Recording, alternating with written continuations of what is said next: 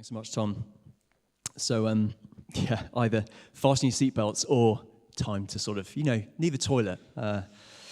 Give an excuse to find something better to spend your next 20, 25 minutes doing. But it's great to be here with you. We're going to be reading through Psalm 23 in a moment. And before we do, I just wanted to say thank you so much for your welcome. It is brilliant to be here. I am hugely grateful and to be honest, humbled by this what you're doing. The graft is a massive thing, isn't it? It's a massive sacrifice. Sending a lot of your best people. I have to say, I feel like I owe you an apology. We're kind of taking a lot of the creaming off the cream off the top of the church. So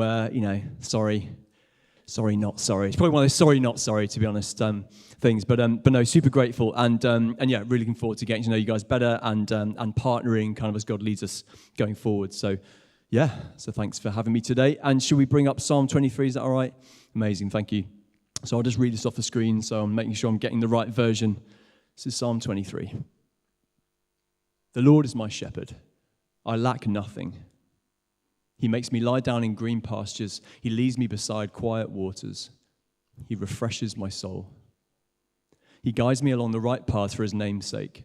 Even though I walk through the darkest valley, I will fear no evil, for you are with me.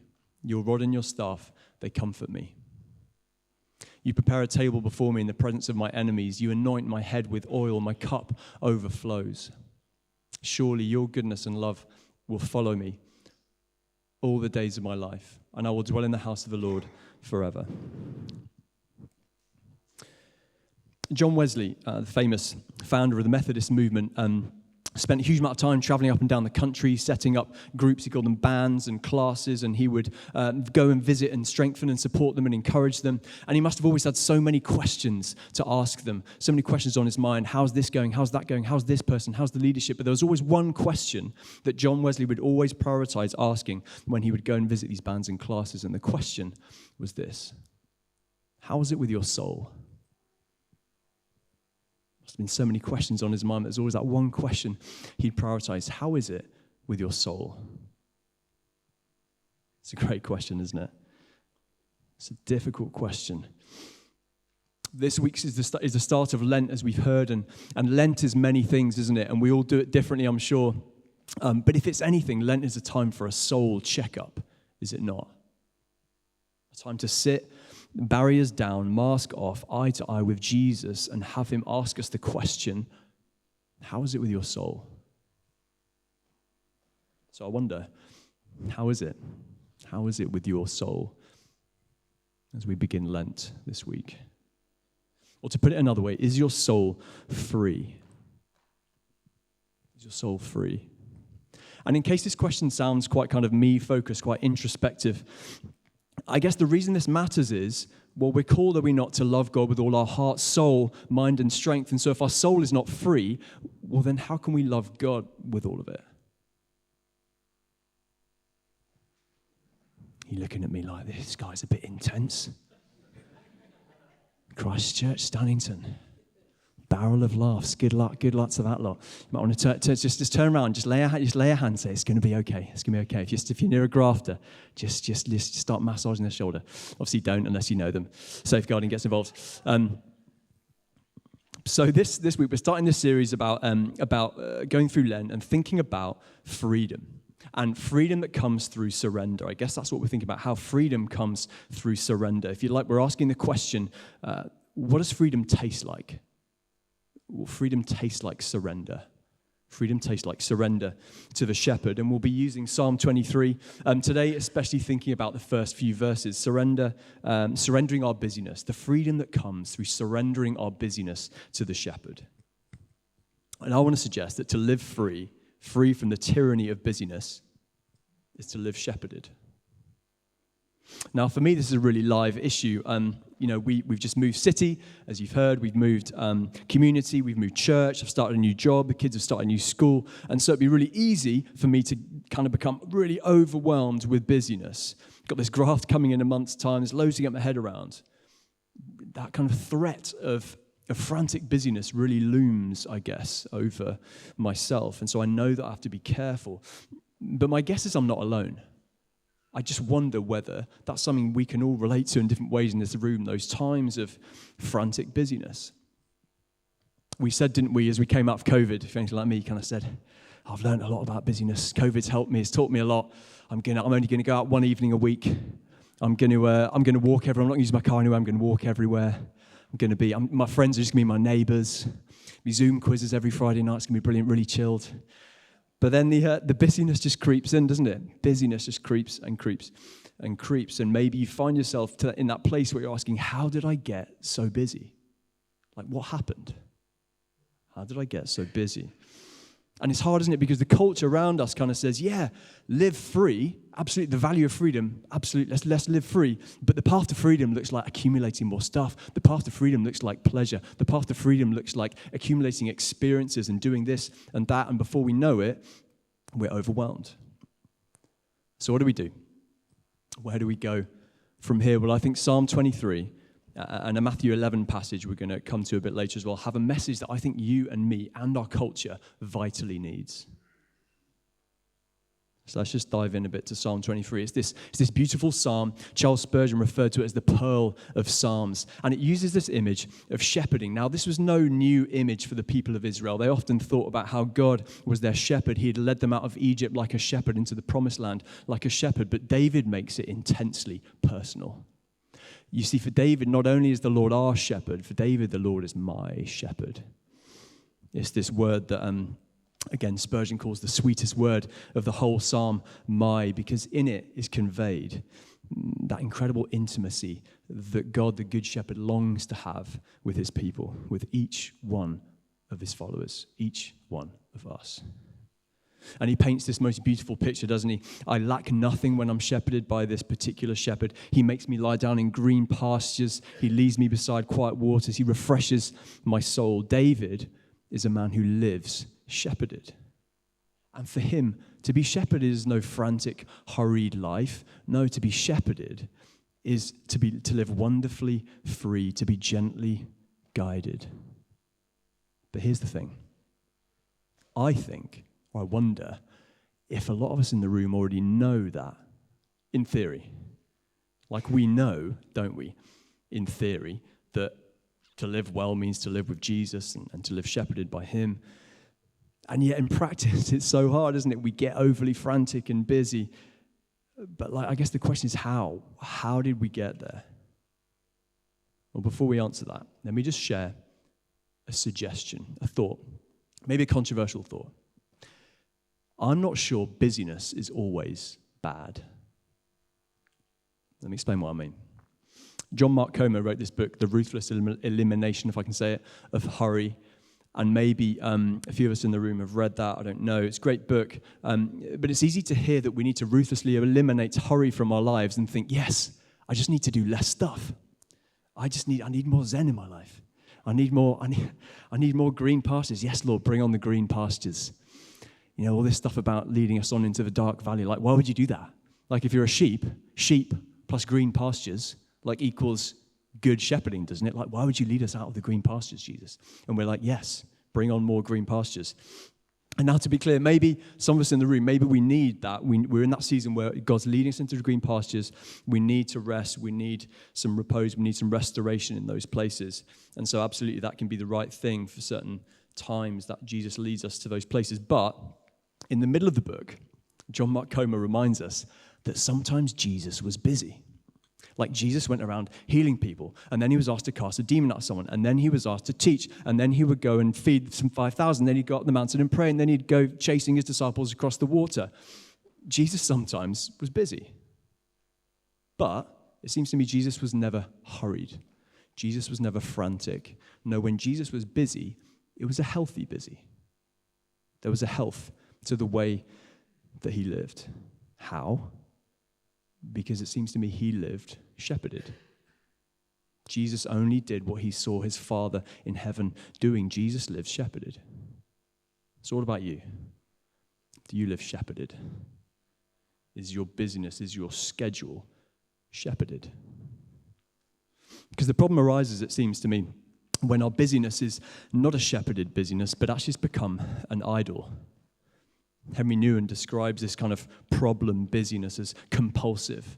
the kind of compulsive busyness that leads us to kind of lead our lives frantically, and we're no longer living from that place of a steady, shepherded hand. We're actually just being driven by our internal compulsions. The problem comes when our busyness arises, it seems to me, from a sickness of the soul. Because, of course, we can stop doing stuff, can't we? We can address, like, sometimes maybe there's superficial fixes we can make, but I guess I wonder if we're making kind of superficial fixes, like deciding to not do this, not do that, are we only addressing the superficial symptoms of what is actually a deeper sickness of the soul? Because I'm not sure Jesus is in the business of superficial fixes. I'm pretty sure Jesus, the Good Shepherd, is in the business of restoring our souls. Which brings us to the Matthew passage. It's these wonderful verses from Matthew 11. I don't know if we can bring them up onto the screen. Thanks a lot. Come to me, all you who are weary and burdened, and I will give you rest. Take my yoke upon you and learn from me, for I am gentle and humble in heart, and you will find rest for your souls. For my yoke is easy, and my burden is light. It's got to be one of the most beautiful passages from the Bible, hasn't it? And there's three words, I guess, I want to particularly highlight. Come to me, take my yoke, and learn from me. Come, learn. Notice, Jesus is inviting us to rest, to a deep soul rest. And yet, it seems it's like an active rest, isn't it? Come, take, learn. Not just kind of feet up. Zoom quiz. Come, take, learn. Come. Jesus doesn't say go and take some holiday. Go and sleep in. Go and do less stuff. No, he says come. Come to me, all you who are weary and burdened, and I will give you rest. I'll show you what true rest looks like for you, for your soul. If you're struggling with busyness, or in fact, if we notice a kind of an unhealthy unbusyness to our lives, just hanging out in the green pastures, and Jesus is like all the way over there. Jesus invites us to come, have a conversation about why that is, because he's the one who gives us true rest from that sickness of the soul. Now, I'm doing a leadership program called Arrow, and I was recently kind of confronted with this kind of how is it with your soul kind of question. They like to ask you kind of the deep questions, the uncomfortable questions. And one of the uncomfortable questions they asked was, what is it that drives you and why? What is it that drives you and why? What are those unhealthy tendencies which, if left unchecked, can lead you away from the shepherding of the Good Shepherd and lead you to be kind of driven by unhealthy sicknesses of the soul? And for me, what emerged was the stuff that, if I'm in an unhealthy place, will drive me is mostly stuff to do with people's perception of me. It's that stuff that is that kind of marching to the beat of other people's drums or my perception of other people's drums. Caring too much about that. And so now when I realize I'm getting frantically busy, I know I need to stop and come to Jesus for one of those how is it with your soul conversations. Jesus, am I allowing myself to be shepherded, or actually am I being driven? I wonder what might be your driver. Those maybe burdens on your soul that Jesus longs to lift from you so he can replace them with his light burden. Let me throw a few possibilities. What might be your driver? Your turn to feel the heat. Okay, I've bared a bit of my soul. How about insecurity? Do you throw yourself into your work because that's where you find your identity? At work, you're somebody. Outside of work, you kind of worry that you're not somebody without that title. Maybe it's even a church title. Without that, who am I? Come to me, says Jesus, and I will give you rest. Maybe it's fear. Do you stay busy because actually there's a fear that, and it could be a range of things, maybe a fear that if you don't, God won't provide, or if you don't, something won't get done. It all kind of rests on you. Come to me, all you who are driven by fear, says Jesus, and I will give you rest. Or is it pain? Maybe there are hurts from the past. Tom was talking earlier a little bit about hurts and the way they can kind of get in the way of God's work in our lives. Maybe there are some hurts that actually keeping busy means you don't have to deal with them. It's kind of more comfortable to stay busy because if you stop, the hurts become louder and louder. And before you know it, you're going to have to sit down and have that conversation with Jesus. But come to me, says Jesus, all you who are weary and heavy laden, burdened down by pain, because I want to heal you. I want to give you true rest. Or maybe it's a kind of a greed, a lust, if you're honest, kind of there's this unsatiable desire inside you for more and more stuff, more and more experiences, more power maybe. But again, come to me, says Jesus. Come to me, and I will give you rest. Come to me. There is no lack with me. With me, you lack nothing. Insecurity, fear, pain, greed. Maybe there's more. You're looking at me like, that's a cheery list, isn't it? That's a cheery list of... Great, who invited this guy? Christchurch, Stannington. Barrel of laughs over there, guys. But the reason I think Jesus wants this conversation, it's not to rub our noses in it, it's not to bring us down, but it's because he wants us to be free. I've come that you may have life in all its fullness. Life with Jesus is freedom. Come, says Jesus, surrender your busyness, but not only your busyness, surrender to me your soul, and let's see where that busyness is coming from. I wonder if that's the conversation this Lent, or part of the conversation. Come and take. Come, take, learn. We're just going to do the last two words quickly, briefly. Take and learn. So take. Take my yoke, he says, for my yoke is easy and my burden is light. Now, it might seem like a strange thing. He says, come to me and I'm going to give you rest, but then take up my yoke, because some of us will know a yoke is an image of work. It's a piece of equipment for work. You put it across your shoulders, helps you to carry heavy burdens. And so what's going on here? Jesus is saying, come and give you rest, but come and I'm going to give you work. Well, I wonder if, again, the reason he's saying this is because the opposite of rest is not work. The opposite of rest, in some ways, may not even be busyness. The opposite of rest, I guess, is restlessness. That hurry, that franticness, that sickness of the soul. And so, as we come to Jesus, the invitation is to lay down our burdens to his deep rest of the soul, but it is then to work with Jesus, to partner with him from that place of rest in a healthy way. Come and rest, and from that rest, learn to walk with me, to work with me. The problem is not work, the problem is that compulsiveness. Here's the thing. When we surrender to Jesus, our busyness, the stuff that we do, our roles, our titles, we don't know what we're going to get back, do we? It may be that he says, you know what, there's way too much going on there and you need to take a step back from this and that and the other. But it may be that he says, you know what, you're doing kind of exactly the right stuff. You're not too busy, but you're just not being led by me in it.